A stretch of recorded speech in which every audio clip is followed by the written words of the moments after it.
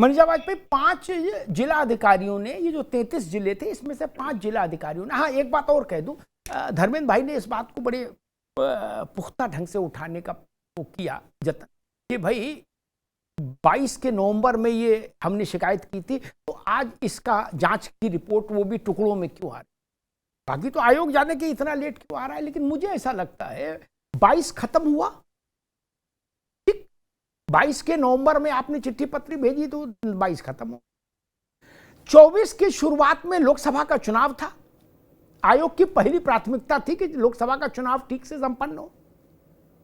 यह प्राथमिकता नहीं थी कि जो हलफनामे आए इनमें दिमाग लगाओ, पूरी मशीनरी उधर लगी होगी, ऐसा मैं मानता हूं एक पत्रकार के नाते। और जब 24 के चुनाव से निपटा आयोग तो उसने फिर इनके पिटीशन देखे और उसमें 5 पर फैसला सुना दिया, बाकी की जांच जारी है। अरे श्रीमती जी कुछ तो सस्ता लो, बचत करो। नहीं श्रीमान जी, सब बढ़िया लो, रहने दीजिए। इसमें क्या खास बात है? थोड़े में ज्यादा स्वाद, यही तो है इसकी खास बात। वाओ मामा, क्या स्वाद है। अरे मेरे राजा, राजा प्योर मसाला। अब छोलिया हो या लोबिया, सफेद चने या काले चने, सब कुछ मजेदार बने। 5 डिस्ट्रिक्ट मजिस्ट्रेट्स ने कहा कि समाजवादी पार्टी ने जो हमारे जिले में विधानसभा क्षेत्र में, जो पर्टिकुलर विधानसभा क्षेत्र में आरोप लगाए हैं वो असत्य है और उसके उन्होंने सबूत दे दिए। अब इसके बाद तो फिर मेरे ख्याल से सपा या तो इसके काउंटर में तर्क सबूत दे दे, और नहीं तो फिर जिला अधिकारी जो चुनाव अधिकारी भी होता है उसी का आंकड़ा अंतिम माना जाएगा। मनीषा जी। जी, बात बिल्कुल आप सही कह रहे हैं। जिलाधिकारी जिन उन्होंने जिलों के लिए उल्लेख किया और उन्होंने अपनी अपनी रिपोर्ट प्रस्तुत करी, क्योंकि चुनाव आयोग ने उनसे रिपोर्ट मांगी कि क्या ऐसा गड़बड़ है, और चुनाव आयोग जो भी बात कह रहा है वो साक्ष्य के आधार पे कह रहा है, तथ्य के आधार पे कह रहा है। और जो अखिलेश यादव जी हैं, जो राष्ट्रीय अध्यक्ष हैं सपा के, वो आंकड़े नहीं दे रहे, तथ्य नहीं दे रहे। अगर उनसे कहा जाता है कि मूल प्रति आप प्रस्तुत करें, क्योंकि मूल प्रति हमें चाहिए है, हमें हमारे पास 3,919 रुपए 919 सिर्फ हमारे पास आए हैं आपके हलफनामा की। उन्होंने फिर अखिलेश यादव जी ने दूसरा भी ट्वीट एक दिखाया कि नहीं हाँ आप लोगों ने इसकी रिसीट भेजी है, तो एक एक्नॉलेजमेंट भेजा है। एक्नॉलेजमेंट भेजने का अर्थ ये नहीं होता है कि आपका कंटेंट सही है। फिर आयोग ने जांच करने के लिए जिन जिलों का उल्लेख किया गया उनके जिलाधिकारी को रिपोर्ट मांगी। जब जांच की गई तो उसमें वही तथ्य आए जो तथ्य आपने अभी प्रस्तुत किए हैं कि या तो उनमें से कुछ लोग दिवंगत हो चुके हैं जो है नहीं, या शिफ्ट हो चुके हैं। अननेसेसरली आयोग ने किसी भी एक पर्टिकुलर ये सोच करके कि नहीं ये एक इस पार्टी का सदस्य है या इसका कार्यकर्ता है या इससे प्रभावित है, ये इसको वोट दे सकता है, तो उसको हम यहाँ से वोट देने का अधिकार से वंचित कर लें, ऐसा उनका उद्देश्य नहीं था। ऐसा इसलिए ये रिपोर्ट साक्ष्य के साथ प्रस्तुत की गई। इसके अलावा बात ये भी कहना चाहती हूँ कि जब हमारे अभी इलेक्शन लोकसभा के भी हो गए, 2022 के बाद 2024 भी हो गया, तो क्या आपने इन बिटवीन कुछ लोगों को देखा कि जिन लोगों ने कहा कि नहीं हम इलेक्शन में अभी दे नहीं पाए वोट, किसी भी कारण से हमारा नाम वोटर लिस्ट में नहीं था, लेकिन हम लोकसभा में देना चाहते हैं क्योंकि अधिकार तो वोट देने का है ही था ना, उनका था, तो नहीं आया। अब क्यों आया? 3 साल तक ये लोग क्यों ऐसे जागे नहीं?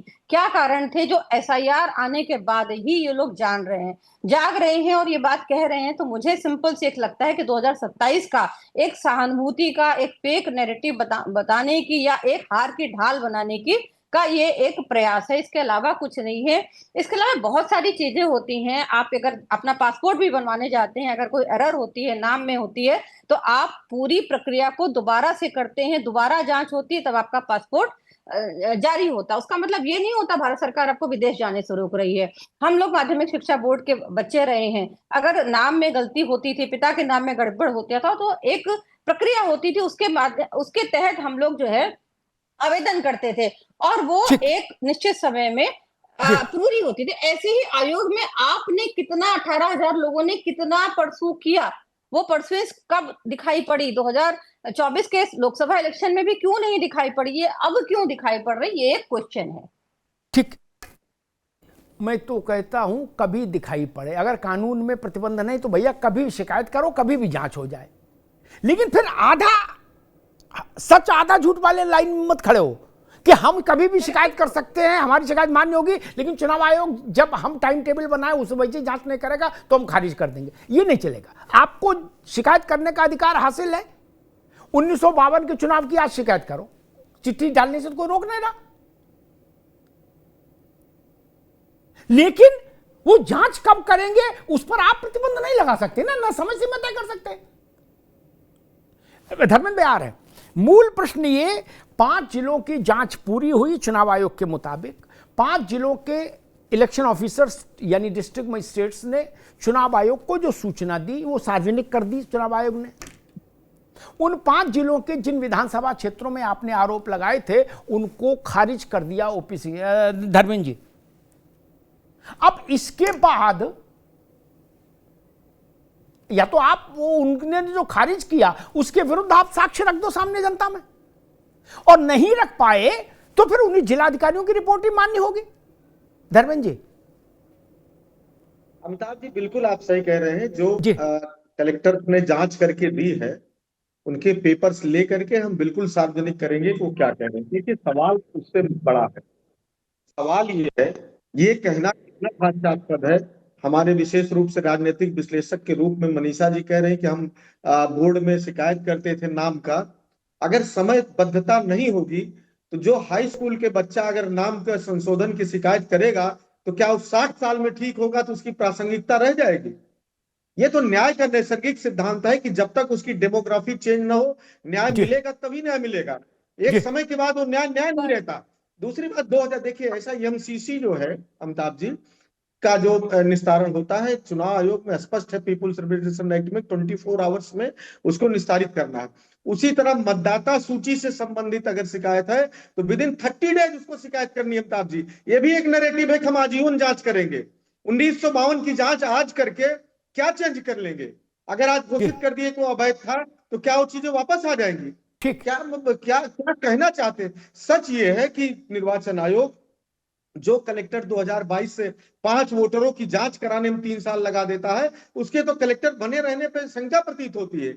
जब निर्वाचन आयोग इतना तेज काम कर रहा है 8 करोड़ वोटर्स का वेरिफिकेशन 1 महीने में कर सकता है तो 18,000 वोटरों के लिए कितना साल लगेगा साहब। सच तो यह है कि भाई निर्वाचन आयोग एक मिनट मनीषा जी अभी रुकना होगा मनीषा जी। ठीक है धर्मेंद्र, इसके बजाय आप शिकायत पर आ रहे हैं। देखिए इस तरह तो दुनिया में इस तरह से कोई शिकायत ही नहीं करेगा। आप किस तरह बता रहे हैं। दूसरी बात समाजवादी पार्टी कार्यालय में एफिडेविट नहीं बनती। एफिडेविट का एक फॉर्मेट है अमिताभ जी। एफिडेविट वो कमिश्नर के यहाँ इंडिविजुअल में मतदाता बनवाता है जिसका मामला होता है। ऐसा नहीं होता कि हमने अमिताभ की भी एफिडेविट बनवा ली, ओपी सिंह साहब की बनवा ली, मनीषा जी की भी बनवा ली, हमारे विवेक जी की भी बनवा ली। ऐसा नहीं होता है। इंडिविजुअल में एफिडेविट है। हाँ इंडिविजुअल में एफिडेविट और शिकायतें मिलने के बाद एक राजनीतिक दल के नाते सबका बंच बना करके उचित फॉर्मेट पर हमने निर्वाचन आयोग में मेल भी किया और दिया भी। निर्वाचन आयोग 3 साल तक क्यों नहीं किया जब 30 दिन में निस्तारित करना था। बड़ा महत्वपूर्ण सवाल है। ठीक है धर्मेंद्र जी अब रुकना होगा धर्मेंद्र भाई अब रुकना। आपने अच्छे से रखा। एक बात बार बार आती है और सब लोग कहते हैं तथ्य ठीक रहे कि बिहार में कौन सा जादू है जो इतनी जल्दी कर लिए, हमारा केस क्यों नहीं फरियाए। वो आपका सवाल जिंदा रहेगा फिर भी कि हमारा केस क्यों नहीं फरियाए। लेकिन मैं एक बात बता दूं, बिहार में ध्यान से नोट कर लीजिए, अभी तो रार बहस चलती रहेगी चुनाव तक 27 तक और या 29 तक, तो आप लोगों के काम आएगा। बिहार के विषय में नोट कर लीजिए विवेक जी आप भी, 1,60,000 BLA और 1.5 लाख BLO लगाए गए। कितने हुए? 15 दूनी 30, 3,10,000 3,10,000 लोग सड़क पर उतारे गए। ठीक है ना। इसलिए बोलने से पहले इस बात को भी समझो बिहार में कैसे हो रहा। अरे 3,10,000 लोग सड़क पर रहे। अरे कलेक्टर्स के पास गजब बात कर रहे हो। और ठीक है और दूसरी बात मैं तो एक कहता हूं विवेक जी, धर्मेंद्र जी अब आ नहीं रही आवाज, अब रुकना होगा। दूसरी एक मैं मोटी बात कहता हूं किस फॉर्मेट में भेजे, कब भेजे, किसने जांच की नहीं की छोड़िए, मूल बात जिसका हलफनामा साइन है 22 नवंबर की तारीख में 2022 में या 20 नवंबर की तारीख पे, और वो 2011 में मर गया, तो उसमें तो कोई लॉजिक नहीं चलेगा ना। अब पूरे ब्रह्मांड के वकील एक साथ हो जाए फिर भी उसका क्या करोगे विवेक जी? चुनाव आयोग ने 3 बातें बड़ी बड़ी महत्वपूर्ण कही, वो तीनों यहां हमने रखी। या तो उन तीनों का खंडन आप ले आओ, आप कहो कि चुनाव आयोग एक भी ऐसा व्यक्ति साबित कर दिखा दे तो हम मान लेंगे, माफी मांग लेंगे, या तो ये बोल दो, निर्वाचन आयोग प्रेस करे ना, अन्यथा तो ये अनंत काल तक थेतरई चलेगी। विवेक नारायण जी, वही प्रश्न आपसे भी जी। निर्वाचन आयोग ले करके आए ना सर, निर्वाचन आयोग विवेक जी सूची है, कहाँ जांच किया जी? ठीक है, लेकिन चुनाव आयोग इस देश की बहुत प्रमुख संस्था है जिसपे लोकतंत्र टिका हुआ है। आज विवेक नारायण ने कोई गलत बात अगर करी है, आयोग उसको गलत पाता है, तो आयोग उसको कार्रवाई करने में क्यों देर करता है? वो हमारे आरोप लगाने का क्यों इंतजार करता है? अमिताभ जी, ये सवाल आज किसी ने भी किया, किसी नागरिक ने किया, किसी पार्टी ने किया, एक वोटर भी कीमती होता है। तो आयोग क्या इंतजार करता रहा कि जब विवेक नारायण जी आरोप लगाए या अखिलेश जी आरोप लगाए तब हम जवाब दें? हमारी कोई जिम्मेदारी नहीं है। चुनाव आयोग की बहुत बड़ी जिम्मेदारी थी, और चुनाव आयोग देखिए उनकी कार्यशैली तो देखिए बड़े विवादों के घेरे में है। आप बिहार की बात कर रहे हैं, बिहार में फिर मैं बात दोहरा रहा हूँ कि बिहार में बार बार जिक्र होता है सरकार की तरफ से भी और इसी की तरफ से भी कि 2003 की दुहाई देते हैं। 2003 की दुहाई देने में एक मिनट रुकना होगा। बिहार पर मैं सुप्रीम कोर्ट ने क्या कहा उतना मान रहा हूं, इसी और सरकार पीछे छूट गई। सुप्रीम कोर्ट ने अभी 4 दिन पहले जो कहा, सारे विपक्ष दलों को लताड़ा है, सारे दलों को लताड़ा है कि गाल बजा रहे हो, सड़क पर उतर के काम नहीं करते हो। देखिए, नहीं सुना था आपने? नहीं कर रहे हो, नहीं सुना था सुप्रीम कोर्ट ने क्या कहा? नहीं 2003 के SIR में आधार कार्ड मान्य था, ये कह रहे हैं हम उसको मानेंगे जो उसमें वोटर है, तो अभी आधार कार्ड आप क्यों नहीं मान रहे हैं? ये कंट्राडिक्टरी कैसी मान रहे हैं आप, तो फिर गलत जानकारी है। अरे इसीलिए तो मैंने कहा वहां दुकान बंद हो गई। मान रहे हैं, कैसे खत्म हो गया? वहां आधार एक्सेप्टेड हो रहा है, कहां समस्या आ रही है बिहार में?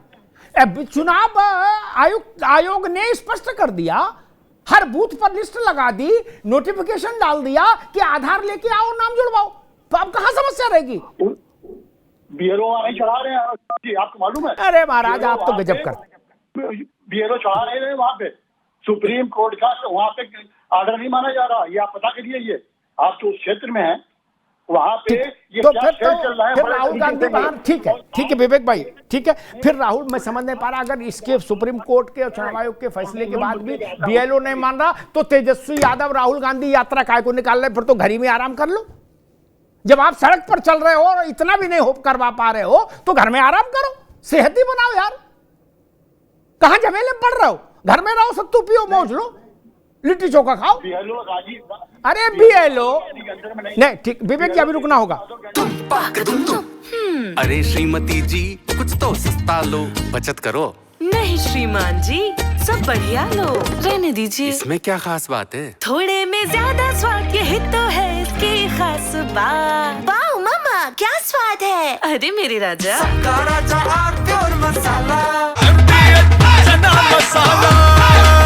अब छोलिया हो या लोबिया, सफेद चने या काले चने, सब कुछ मजेदार बने।